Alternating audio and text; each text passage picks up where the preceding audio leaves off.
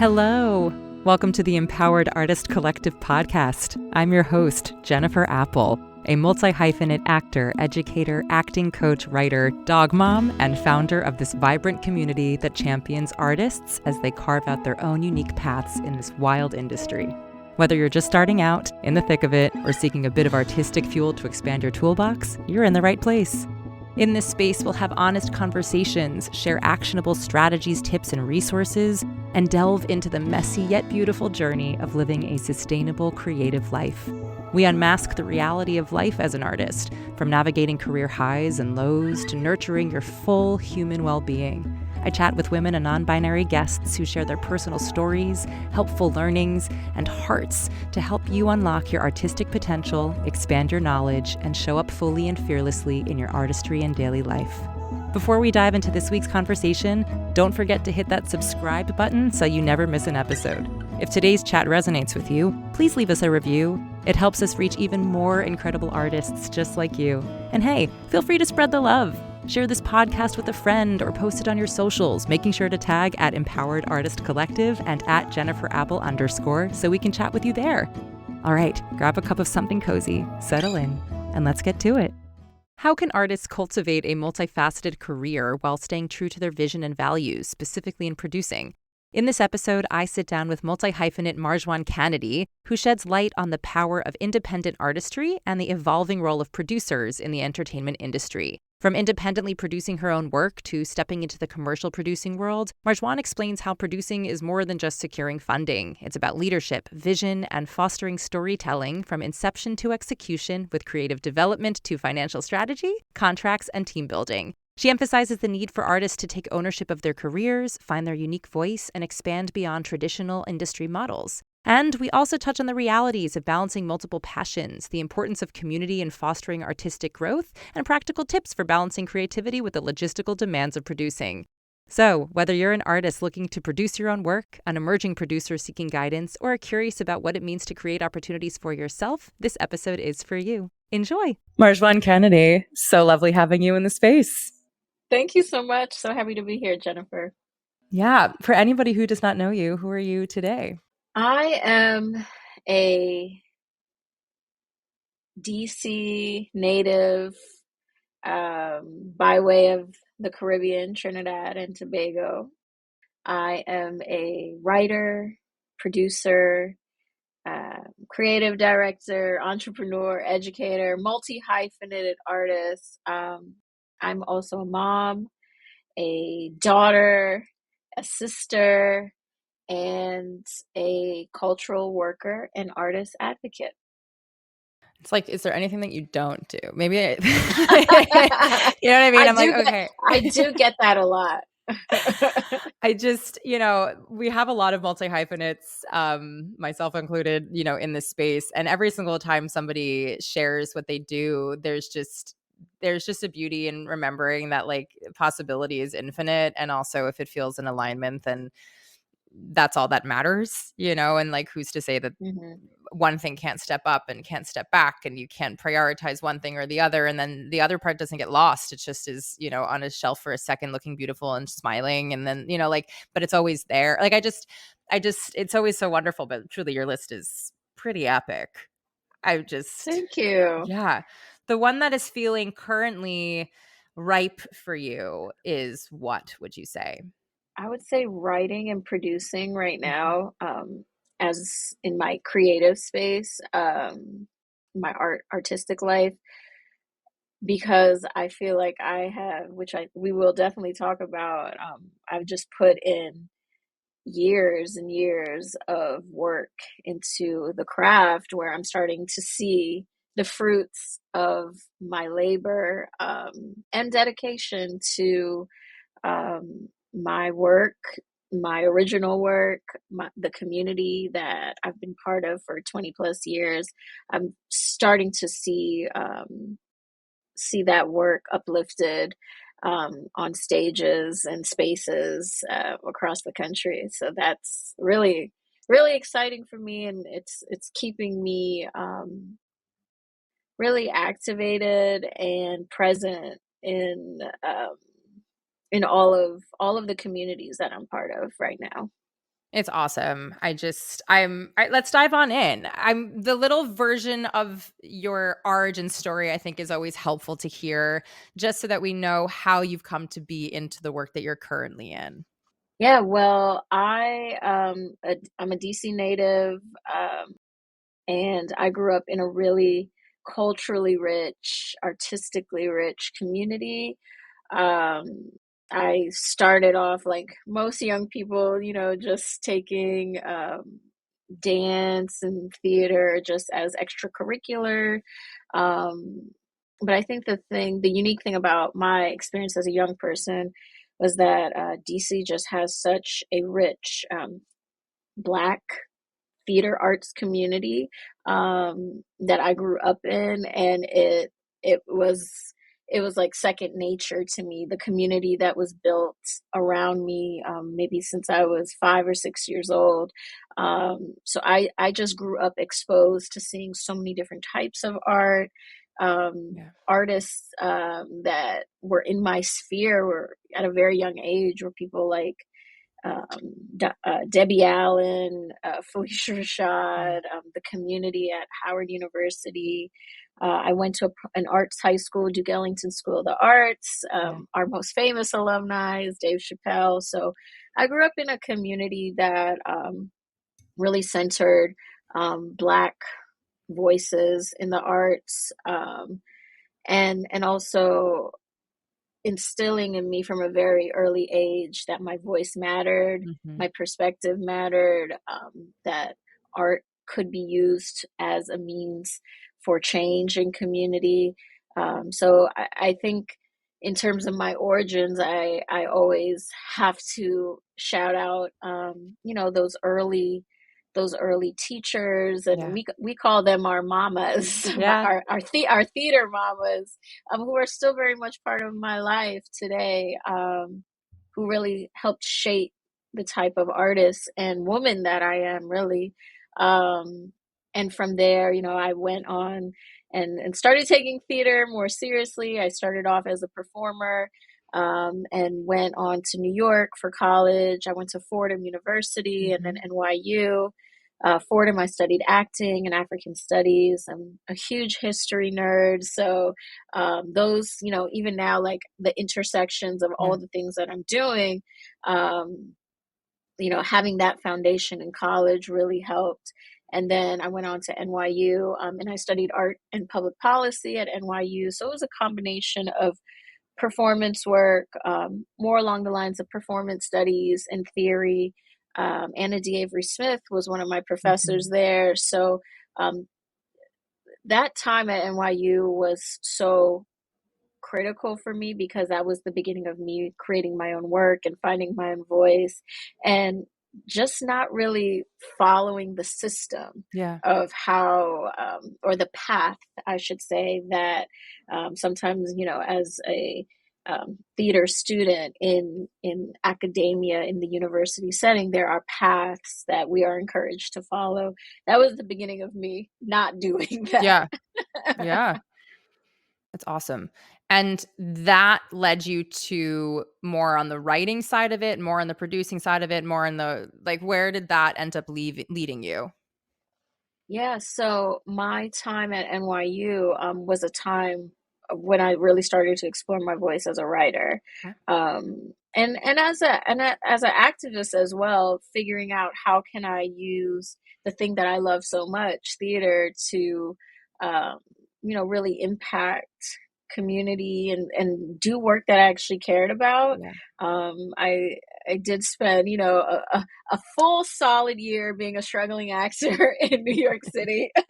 So I know a little bit about that. Yeah. And I, quickly realized, hey, this is not how I see my life. Even though it was just a year, um, I knew I wanted to do more, and there were so many other interests I had outside of performance. So that time at NYU, I actually started writing my very first piece, which Mhm. turned into my one woman show called Girls, Girls, Girls. And that piece absolutely changed my life. It opened me up.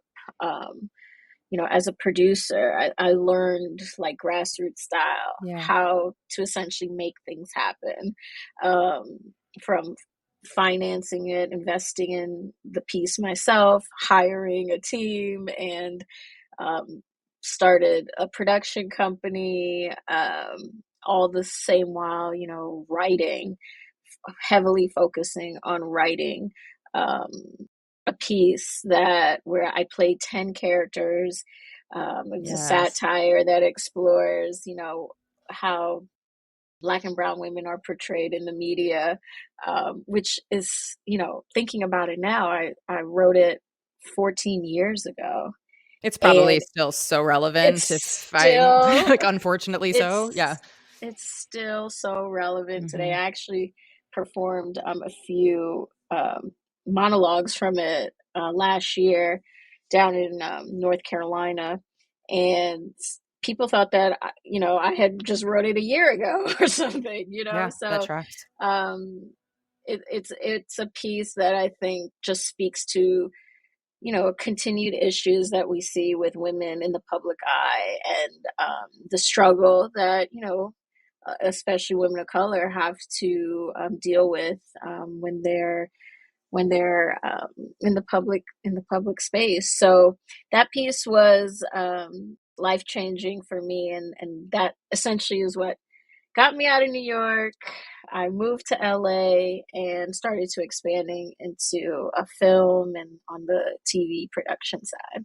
I love hearing people's origin stories. It's one of my favorite things for anybody who listens to this podcast and has started probably from the way beginning of our, 90 plus episodes until now. Like, I think they can start to see that that was something that I started to ask more from the guests that we had on, just because for me, I think if we're looking at all these folks that we've had on this podcast and hopefully we'll continue having on this podcast, it's a sample size of thousands of artists. And the reminder that there is no one path, I think is so Right. helpful to continue hearing and affirming for ourselves when things are hard, especially to be like, oh, right, truly, like I could be doing this in what seems like the exact same way as this other person. And for all these other external reasons, it's still not going to be the same. It's not like going to school and becoming a doctor or a lawyer. It's just not. And so Absolutely. hearing that, everybody comes to where they are from all sorts of places and walks of life is a beautiful reminder of like how we're in community and with whom we're in community, and just that it's possible for us to continue growing and expanding in all sorts of ways without us being so precious about the how, even though that can be Hmm. really difficult. It's just to Oh yeah. trust the process a little bit. Absolutely. And I think that's exactly what I think that time that I had coming out of grad school was a very precious time where I was starting to find my own voice, starting to realize that I wouldn't say everyone, but a lot of folks in the industry a lot of spaces I aspire to be in, were not necessarily spaces that were any more valuable than a community space or my Yeah. own space or building my own brand. And at that time, this was 2010, so I think now we're living in a very different experience where a lot of artists are encouraged to be entrepreneurs and content creators, and being multi-hyphenates. Back then, it seemed like, if you were an actor, that's all you did. For sure. And you didn't want to confuse anybody. And I think, coming from there, I think back to my 22-year-old self, like, oh wow, I was pretty bold. I was like taking up Yeah. space I love and it. and was doing it. So, I think, for especially young artists coming out of school or coming out of programs, you have to find your own lane, find the thing that makes you different and unique. I can just share, I actually haven't shared this with many people, but I remember, just being an actor, I was always told, you know, you're not enough of XYZ, especially going Yeah. into TV and film and being in LA. It was like, of course, you're never skinny enough, you're not Yeah. pretty enough, or Yeah. you're not all these other things. But especially the things that I got were you're not black enough, you're not Latina enough, Mhm. you're not in terms of ethnically, we can't really place you. So what I did was of course, that just boiled me, Yeah. as being an actor because, I'm skilled. I've studied this craft for, at that time, 10, 11 years. Um, and what I did was I created this one woman show where I played 10 characters and I'm playing everything. I'm playing the Latina, I'm playing, you know, Yeah. the hip hop, the hip hop artist, rapper Yeah. guy. I'm playing everybody. I'm playing, the bougie white girl. I want you to see my range and my scale and my ability. So I think, using those difficult times, especially as a performer, and figuring out how you can authentically, tell your story and take up space, is something that, we need to spend more energy in that instead of, especially now, be trying to be seen and just Yeah. and wanting an agent or somebody with you think may have more power than you. Actually, you have the power. Yeah. Agents, managers, they need you. Yeah. So you have to walk, as an artist, more in your unique lane. Thank you for sharing that first and foremost. I know, especially if you haven't shared it much, I think Yeah. it's also just a beautiful reminder of the fact that each of us, again, like our points of entry for this are all completely different. And going back to Hmm. your why in that and like what makes you this creative that you are and what makes you the artist that you are. And you're finding your voice and the expression of that can be through all sorts of things and then Right. recognizing like the lane that feels most in alignment with you and that you have power and agency to create those opportunities for yourself. I think so many of us wait for the opportunities to come to us, just arguably because that's how the system tells you it's supposed to work, like, and then you're taught this thing and you Hmm. believe it for a while. And then you're like, okay, but it's not working this way. And then you have to grapple with the reality of that. And then by the time, you grapple with it, a lot of time has passed and you're like, but I could have been doing all these things beforehand. And then by that point, you're sad and burnt out. Like the cycle can Yeah. continue and we can get to that earlier of remembering that like you are who you are and that is unique and that is like the thing that we want to hear and see from you. And so find the ways for you to express that. 1,000%. Yeah. 1,000%. Hi, actor friends. Talking to you. If finding the perfect monologue has you feeling stuck, I've got just the thing. I've put together a free monologue selection toolkit just for you. It's packed with resources, free and paid options, plus tips for choosing, editing, and customizing pieces to showcase you. Head over to jenniferapple.net/freebie and stop avoiding the auditions that ask for a monologue or waiting for the perfect piece to simply fall into your lap. Dive into this free toolkit that I set up just for you that'll set you up to feel agency over your process and artistry. That's jenniferapple.net/freebie and get started on finding your next go-to monologue. I'm curious then to hear how you've navigated from that to the more commercial space of producing, because it seems like the inspiration came from arguably like more independent, centering around your own personal experience, you being maybe the vessel for the work, to then migrating into producing something that is what I would call a little bit more business oriented than maybe like, maybe it's not. I don't know. I'd love to hear more about that from you. Yeah, yeah. Well, I mean, I've always been a producer. So from, you know, And what does producing mean to pods, you? Let's actually like break that down for you. What is that?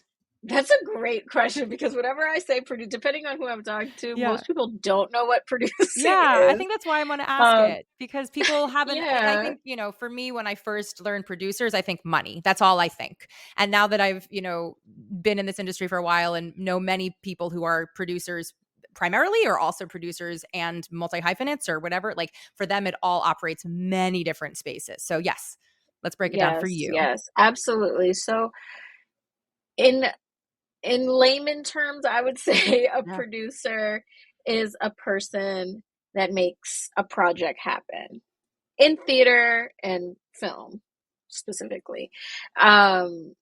Of course, producing in music is very different, but a producer is someone who can take a project from beginning to end in all the many life cycles a Mhm. project takes. So that's from the early development stages, from supporting in the creative development, in the early funding development side of it, building connections to move development forward through partnerships and community outreach and audience development, marketing. So it is definitely heavy centered on management, business, Mhm. financing. Um, but there's a lot of leadership in there Mhm. in terms of building teams and managing teams and working with diverse people on those teams. So I can honestly say that I have been producing since I was, 5 or 6 years old, Yeah. meaning that I would and back then, I definitely didn't know what a producer did. I had never met a producer. I Yeah. don't think I even met a producer until maybe I was in college. Mhm. I didn't meet a female producer, female producer of color until maybe about 5 or 6 years ago. Wow. Um, in person. So, of course, I knew some producers, but I never had any specific role model to say, hey, you have producing qualities. I've just always been a person like, hey, I like something or I want to see something happen. I'm going to go do it. Yeah. And I think coming from that community, the DC community, that I shared with you about, I grew up seeing entrepreneurs. I grew up, Mm. understanding, I remember as like in middle school helping my mom with her payroll Yeah. and, I love that. like basic business, which I never had any like formal training or experience on the business side of running small businesses or understanding the business of theater. I really just that has just been in my spirit. Like I'm a person that if I say I'm going to do something, I'm going to do it. If I have an idea and I express it, and sometimes it's a little scary for me too because I have so many ideas Yeah. and the minute like I write it down and I start executing, it's like, Oh okay, boy. I'm Yeah. finishing this through. So really in terms of my own journey as a producer, I from 2010 to 2018, 2019, almost 10 years, I've been independently producing my own work. So a lot of people, will just see maybe like on social media, like, oh, it seems like I'm doing all this Broadway stuff out of nowhere. But actually, I've been developing my own work in theater, animation, new media, Yeah. film, documentary, narrative, um, in multiple genres for almost 10 years. And I think when the opportunity came to actually come back into theater, New York theater, commercial theater, um, that opportunity came not because I had all these traditional theater credits on my resume. It was the fact that I had a portfolio of work that I actually actualized Mhm. from nothing. Mhm. Um, and the fact that, it was work that existed on larger platforms like um, Sesame Street, PBS Kids, Mhm. Sensical TV, as well as regional theaters across the country. Yeah. So I think that when I did have the opportunity to come back to New York theater, it was because that I had, the experience Yeah. of what it really takes to make something, um, and all those areas of producing that it's really it takes a very special, you know I think producers are creative folks as well, because the 1,000%. level of creative, thinking and problem solving, and the leadership Yeah. qualities, along with all the business acumen you have to have, and also trusting your gut and being able to communicate effectively. Like, these are all qualities I think I learned from doing Mm-hmm. over a long period of time.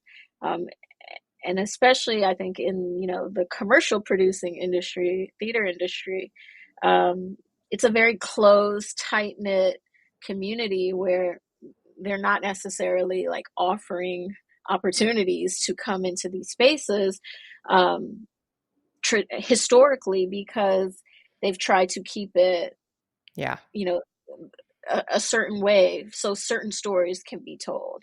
Um, Male focused stories, Eurocentric stories, like, and I think the more, we talk about diversity and equity in the theater and on stage, we have to look at who are the producers and the managers, Mm-hmm. and um, definitely the creative team, but even before that, because the producers are the ones who are finding the money, who are Yeah. talking to the investors, who are hiring the teams.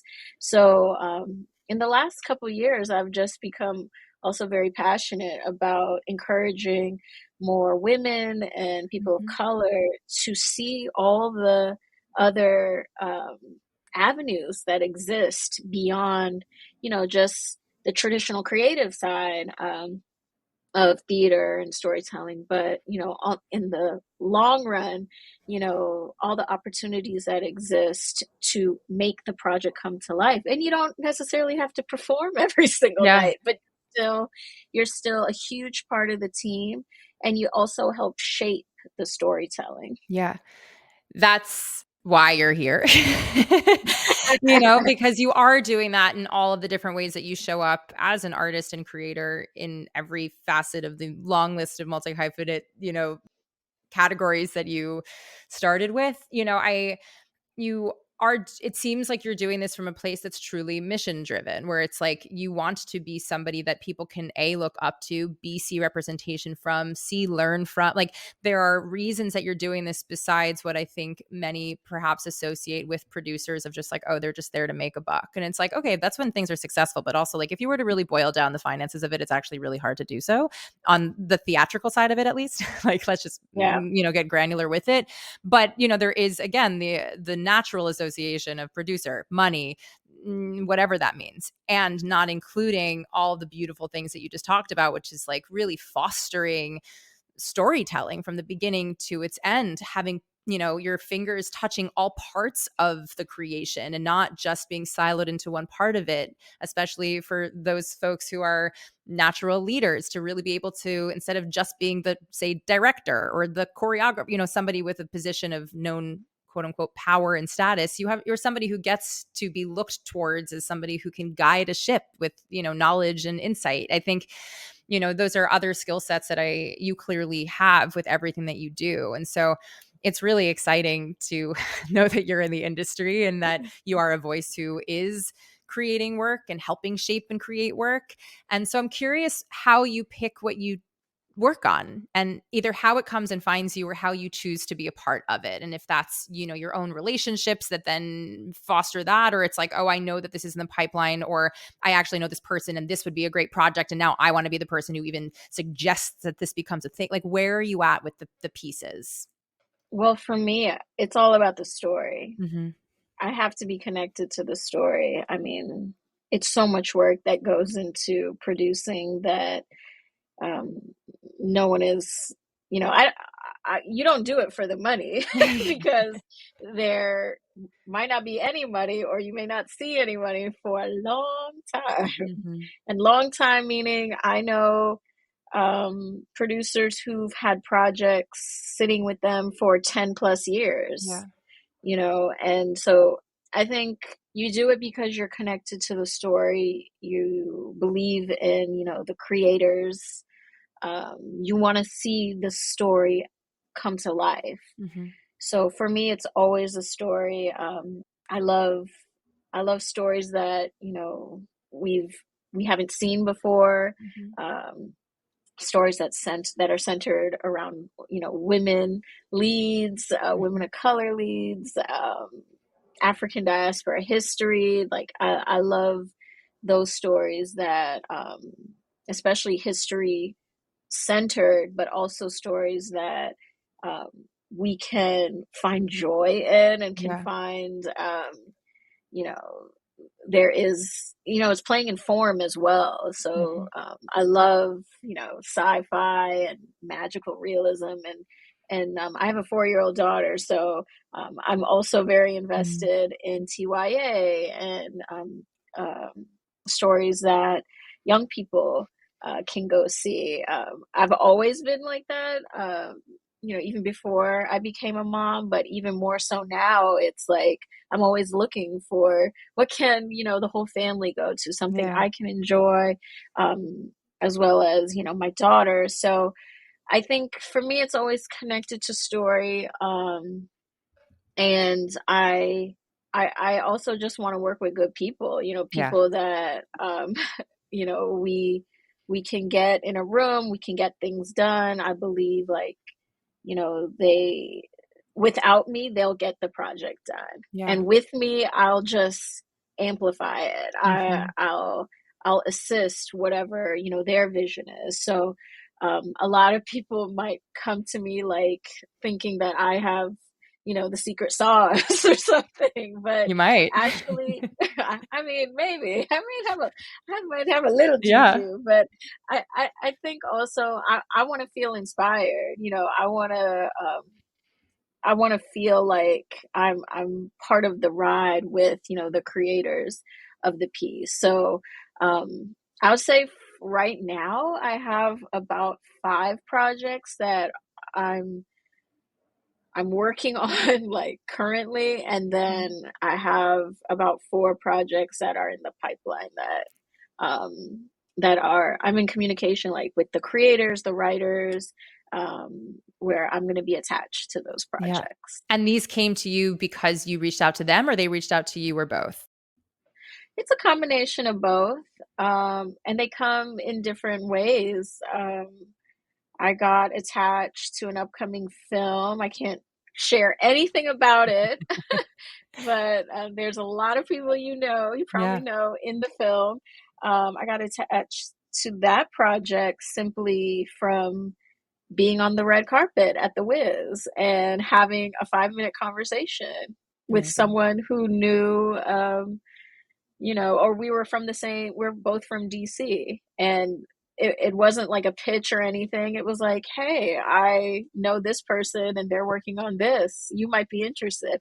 So that happens. Sometimes people email me their projects and just kind of cold email me, Mhm. and which I love. I love people who just take initiative and Yeah. just send me their projects and their pitches. And then some of them, like, I go to I go and see shows, and then Yeah. I'll reach out and say, hey, I really love this. What are your plans?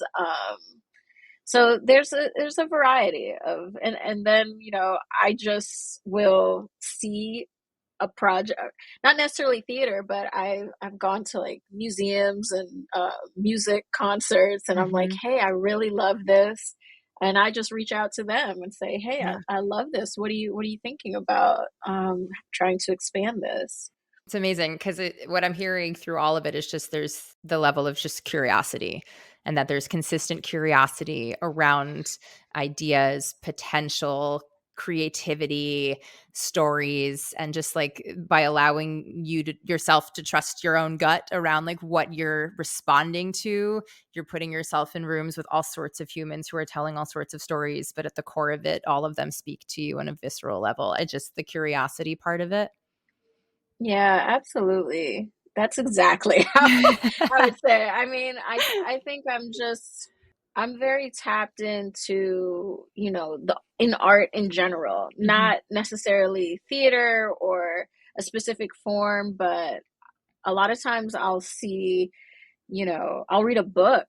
Yeah. I'm actually working with an author on a book that we're going to adapt Amazing. to the stage, but also see it as an episodic series. So I think I'm always centering story and platforms that it could potentially live in. Yeah. So I try to just connect with whether it's the writer, creator, where do you see it? And Hmm. this is how I see it. And if we vibe on a certain level, like we start a relationship. Yeah. It's like dating. Yeah. That's what it's sounding like. It really is. A lot of people at once. I love, yeah. Well, listen, there's no judgment in any of that either. Have you been using the same monologue for years? Are you gearing up to apply for BA, BFA, or MFA programs and need pieces for that process? Or maybe you just have no idea where to even start with monologue hunting? I get it, and that's why I offer monologue sourcing. This is a unique process where I find monologues chosen specifically for you. So many artists pick pieces based on external labels like type or for roles rather than finding material that represents who they truly are. So here's how it works. We'll meet virtually and you'll share all about who you are, your passions, values, beliefs, and everything in between. Don't worry, I will help guide you through this process. Then I'll get to work finding monologues that fit you like a glove. With years of experience sourcing pieces for hundreds of artists, I've seen the difference it makes to have a monologue that genuinely feels like you. So, if you want to feel empowered about the monologues you bring into rooms and use for auditions, I would love to help you find them. And because you're a listener of the Empowered Artist Collective podcast, I'm offering an exclusive rate. Head to empoweredartistcollective.com/podcast promo to register and claim the special offer. That's empoweredartistcollective.com/podcast promo. I cannot wait to help you find monologues you absolutely adore.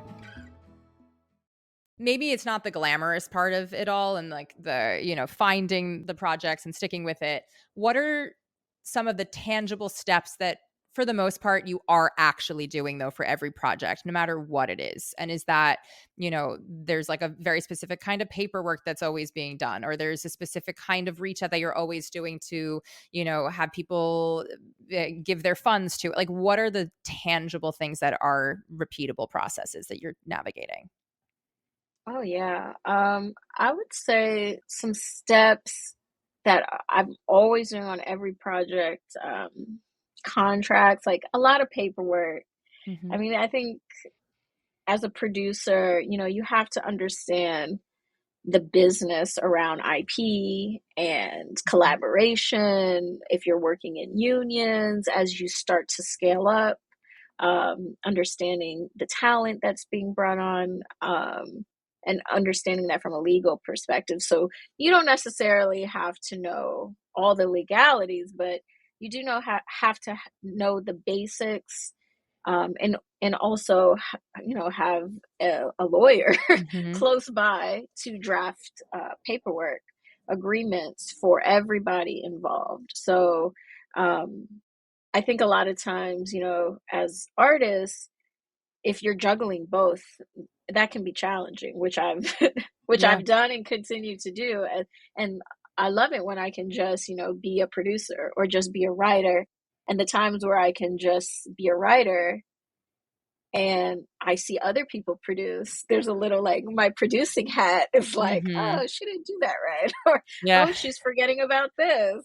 Let me just Yeah. remind her. Um, so paperwork contracts is one thing. I think, in traditionally in theater, like raising the startup money, the front money, sometimes we call it, to get the thing started. Um, and again, it depends on what level you're at. So if it's more of a commercial production, you're looking at, you know, I don't know, it could be like 500,000 just to start. depending on the scale of it. Mm-hmm. Now, if it's just like a solo show, or if it's like a 2 or 3 person show, you may need some funds to start, but sometimes you don't. Mm-hmm. So I think understanding the financial side in the beginning of how much money you need, building a budget, making sure you have proper business accounts in terms of tracking your money. I guess I'll add that in of my must-haves at Yeah. the end, but like I use QuickBooks, so like I don't have to think about anything in Yeah. terms of tracking receipts and expenses and all of that. So that is very important, especially in the end, and reporting, and if you have investors. So I think every project, there is that financial side of just getting started, and then what do you need to run. And then maybe the other part for every project is building the team, Mm-hmm. and who that entails. Every project, whether it's the writer, director, actors, you will need people. Mm-hmm. And how do you find the people to make the project happen? So I think those are like the 3 key areas: paperwork, budgeting, Yeah. finding the money, and hiring the team and managing the team. Yeah. When it comes to the money part of it, do you have like a roster of humans that at this point you have a good rapport with? They trust you and they're like, yeah, when you work on this stuff, please call us and we'll give money because we trust your vision? Or is it more like as you keep building and you keep growing, you are reaching out to various contacts at various points, being like, hey, I think you might be interested in this, or hey, I know you are really wealthy and we could use your money. Like, what is that? Yeah, it's a little bit of both. I definitely have a roster now, Mm-hmm. but my very first Broadway show, I did not. Yeah. I literally talked to everybody, Yeah. and I felt. I mean, I can't even describe what I felt. I realized in that experience, this was working on Death of a Salesman, that I needed to examine my relationship to money, Mm-hmm. and more specifically, um, my feeling of value and worth around my own work, and what I deemed, what was considered valuable art or theater. Mm. Um, which I don't think, unless you move into fundraising or producing, um, a lot of times we never get to do that in this Yeah. industry. So I realized, from that experience working on Death of a Salesman, just how to find investors, how to pitch to them, how to talk about numbers, how to sell experiences, and how to talk to people who are very wealthy. And for some of them, it was not about making a return, whereas some of them, yes, like Yeah. they wanted to see the numbers, but they wanted to feel connected to an experience. So I think that is what I've learned the most about fundraising, that there's an emotional element to it. There is a connection. You have to be connected to the project, no matter Yeah. what it is, no matter what, whether it's music, theater, film.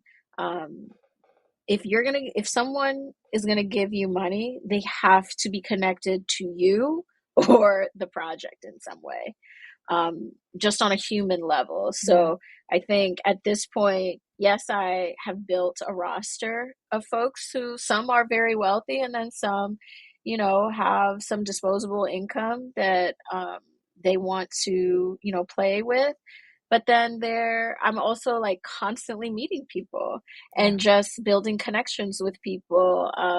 And I think the thing, just going back to, my journey of 10 years of making things, there's also a level of trust that has to be had. Yeah.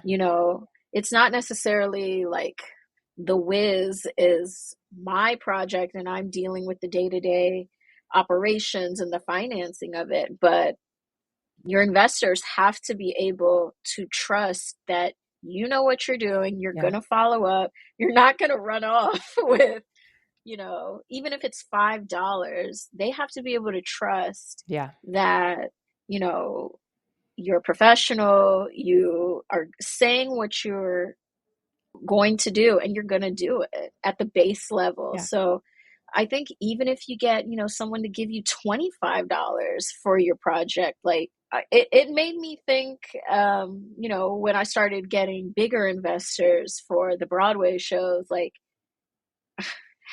hey, like, even if somebody gave me $50, that's still someone making the conscious decision. Like, give that to you. I'm going to invest in you no matter what it is, no matter what the level is.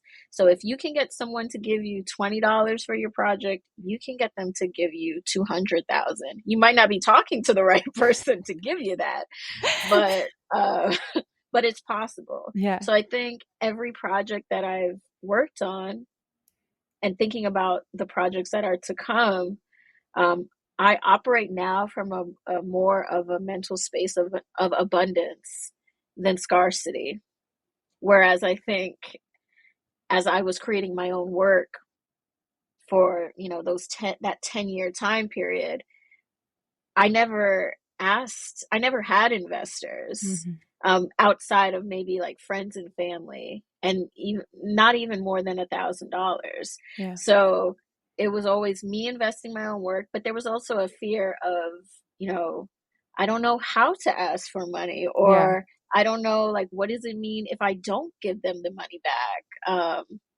So I think once I became a little bit more comfortable, like around the business side and understanding this is how it works, especially in the commercial space, in the Hollywood space, the Broadway space, there are people writing checks for $1 million. Yeah, exactly. And that's just what it is on a Thursday.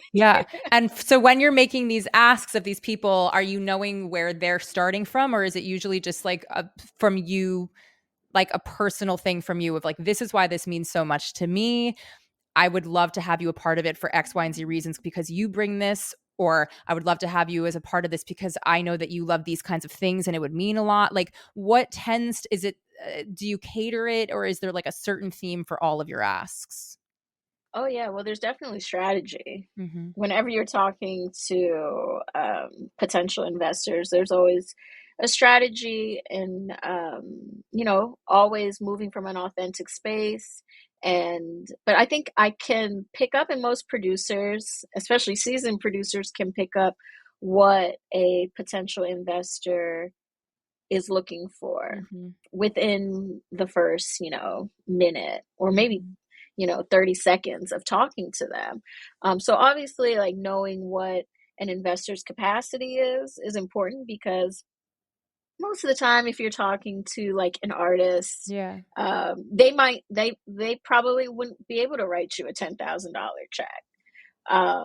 But if you're talking to somebody like in the tech space, or someone that's more in, I don't know, the medical or science spaces, then they may have some extra funds to play with. Being aware of that is important, and coming in and being strong about it in a sense of like, hey, this is my project, this is what we need, this is where it's going to go to, and you would be part of like this exciting team. So I think always leaning in that you are a part of this. This is not just you writing me a check and then you never hear from me again, but this is what you get. You get to, maybe they can come to rehearsals, maybe they can see an early run of the show, or they'll be invited to opening night. Like, these are all, you have to remember that, especially investors, they're not part of this world. A lot of them, for the first time investors especially, they may not be part of this world. So to come to an opening night or a closing party, that's a big deal. That's a big deal. For us, it's like, this is what we do all the time, these red carpet events. But for those who are not in the industry who want to be part of it, they are part of our team. And I mean, we could have a much go into a different conversation of how theater is changing, Yeah. especially the nonprofit model, or maybe how it needs to change. But for the most part, I think looking at always having a strategy when you talk to investors, whether they're friends, family, or complete strangers, is important. But also maintaining, a sense of real personhood, and acknowledging like, hey, I'm going to get this project done Yeah. regardless. With or without you. And you should be along for the Yeah, ride. Yeah. I love that. Thank you for absolutely. sharing. Because obviously we're not getting into like the very specific of the weeds of like breaking it down by bracket and who you know and whatever. But I think it's helpful to name all of the things that go into the work of it, and that it doesn't necessarily Hmm. just come easy, and that it is a lot of putting yourself out there, but that doesn't mean at your expense. I think there sometimes feels like it might be a cost to be like, oh, but like let me keep putting myself, but it's like, no, you are coming from a place of alignment of this is something I really believe in, and we will do this with or without you, and I want you to be along for the ride. It's an offering, as opposed to the scarcity Yeah. mindset, and switching that up so that it's not operating from scarcity, and it's operating from abundance is a whole different way of approaching money for sure, but certainly this industry in which we're taught to stay small and that things are only available for so many, and that there's only so much to go around, but like Oh, well, there's there's so much to go around for sure. yeah, and there's also like there's so much money. Like you just have to know Yeah. how to ask for it and with whom to ask, and showing up in a space that feels genuine because it is, not because it's, like I think just naming those things is really important for people to hear.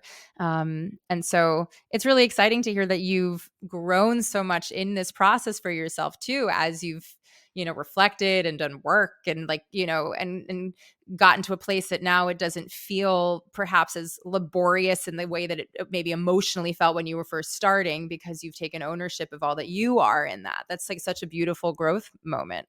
So just want to Thank name you. Yeah. that to hear that. Yeah. When you and I had talked a little bit before this about this idea of like stepping away for a moment and then deciding to come back, I'd love if you were comfy to talk about that for a sec. Oh, yeah. And I love that you brought that up. Yeah.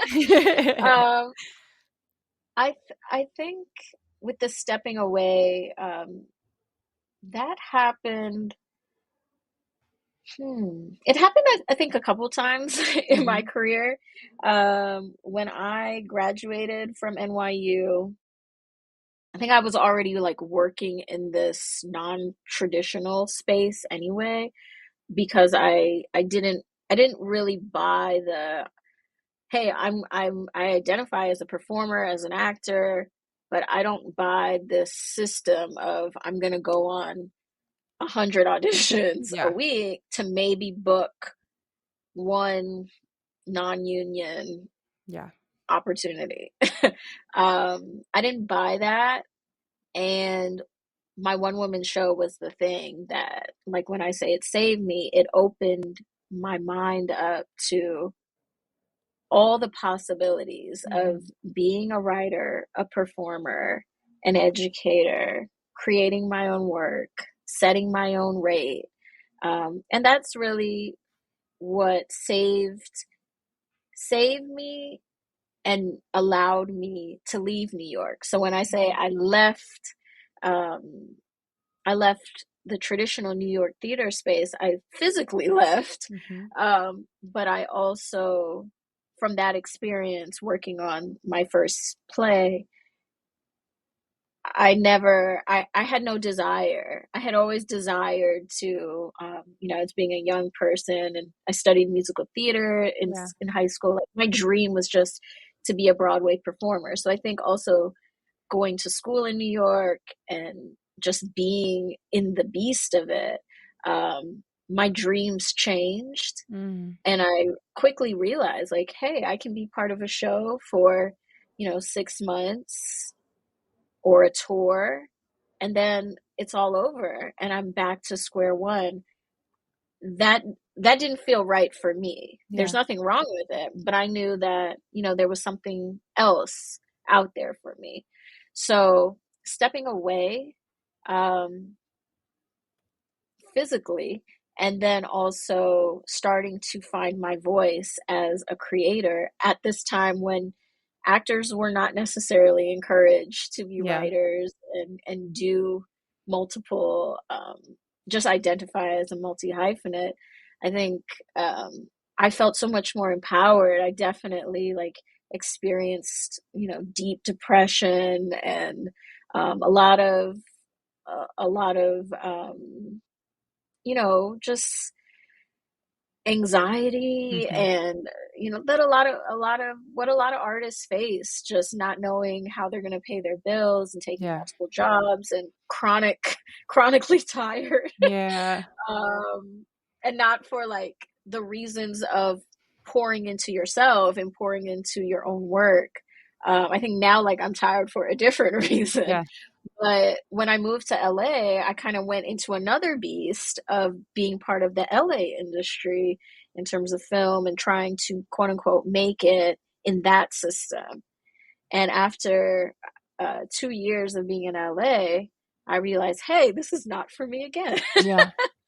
And it took me coming back home to DC and refocusing on my own work and my own path, and physically not being in those environments, to really center, to think like, what are the projects that I want to be doing? Mhm. What wakes me up and gets me excited every Yeah. morning? And again, I think, there's nothing wrong with wanting to be an actor or to work in the larger industries. But I knew, as, a woman of color at the time, in my 20s, I necessarily didn't have a lot of power in these spaces. Mhm. I had agency and I had my own power, but to be in those rooms that were already curated and crafted with the people and the stories they wanted to be told, um, I was just invited to be part of their stories. Yeah. And I felt, when I stepped away from being specifically in New York and LA, I got I came into my own space to play Yeah. and to create my own lane, my own table, to bring the artists, and my colleagues really that have been with me. Yeah. We've been all collaborating with, for years, to make our own art and, tell it our way. And I don't know. I think maybe I've just been doing it so long. People are Yeah. like, "Hey, she's not going away. Let's Yeah. just give her the theater." Yeah. Yeah. I appreciate you sharing that, because I think so many of us are taught and told that like the only way to quote unquote make it is if you have to move to these cities, and I think there's obviously been a huge shift with the pandemic around self-tapes and Yeah. arguably, being accessible kind of from wherever you are. That's allowed for so many people to not have to make those drastic life choices of moving if that isn't fully in alignment. But even when it is, I think you're naming something beautiful, and that like just because you started on this one path and this is what your dream was at one point doesn't mean that it can't A, change, or B, adapt or shift, like it might, and that's okay. Arguably that's what it means to grow and to learn and to expand and to give yourself permission of letting go of something that is no longer serving you, and or give yourself permission to go seek the thing that actually feels more in alignment or more fulfilling Mhm. or more fruitful. I think I'm on a mission to like reclaim that being an artist is always being an artist, and that's not in your relationship to your quote unquote successes or what you book or the work that you're doing. It's like the way that you will show up in every room is an artistic way, and that you finding how you do that in all different parts of your life is still in the pursuit of being an artist, and you finding that for yourself in physically different locations or in different kinds of expression, it's not, like if you're finding yourself in these different kinds of rooms, that doesn't take away from everything that you've done. And it certainly doesn't, just take away from anything that you will do. And so I think that's just such a beautiful reminder that you giving yourself those permissions to like come back to yourself and the things that fill you with joy and where you're finding fulfillment and you're finding expression has allowed you to become who you are. And then you get to look back on these times that you've lived through and that you get to like own your choices in a way that Absolutely. helps define you and like and inspire you, and also is like just another part of your journey towards, your artistic life. It's great. Absolutely. And I would just, ask artists who are listening to this to think about, why do you do what you do? Yeah. If you're an actor you're just doing it for applause, or, for the next, that high you feel when finish a show or you finish a project and you're being celebrated, that at some point will run out, Yeah. and it's funny now because I'm also like circling back to acting. Yay. I Amazing. I had a mentor tell me, you can act until your 90s. I mean, look Yeah. at like someone like Cicely Tyson. 1000%. Um, so I'm actually doing more like voiceover acting now and Amazing. motion capture acting. And that is so exciting to me because Yeah. it's a totally different, especially motion capture, just a totally different space for me. Yeah. But it kind of goes back to my roots of, I started off as a dancer. Yeah. I'm definitely more of a physical actor. So I'm excited to, use, the training and the experience in a different way. But I think also, especially for actors, you know, my experience as a performer, I use it every day Yeah. That part. as Mhm. as a producer, That part. as a teacher. Um, you know, your ability to stand in front of audiences and tell a story, and your public speaking skills. Like, don't think of it just as one way to communicate Yeah. in one area. I think there's so many different industries that, if you have a tiny interest to explore another field, there's so many industries that need Yeah. the skills that theater professionals have, Yeah. and they spend a lot of money to try to learn the Yeah. things that we already know, whether you trained or not. So I think, coming again, shifting your mindset of, this is what I have, these are the resources I have, these are, the colleagues in my community. I love like Yeah. Issa Rae. I think in some conference she said, network across, Mhm. network with the people who are sitting right next to you. That's how I've built all of my Yeah. own projects, just from my colleagues from college, high Yeah. school, just all different walks of life. I never went to any, Broadway producer or anyone to give me a handout, or, to take my piece. Yeah. Now I'm kind of at the level where like people are coming to me thinking I can make Yeah. their project, but it really is about you and what you are willing to do, and getting it to a level where, whether it's someone like me or, a producer who is working in these spaces that, um, bigger commercial spaces, when you're ready to take your project at that level, it's a totally different ball game. Yeah. So I think even sometimes we may want things as artists, that are celebrated and idolized, but it might not be the right time for you or the Yeah. right space for you. Every project doesn't have to be on Broadway. Yeah. Every project is not meant, you know, to have, a huge studio backing them. Yeah. They can live in the appropriate spaces that need to be. And when the time is right, especially when you, as the creator, the artist, the timing is right for you, the piece will bloom.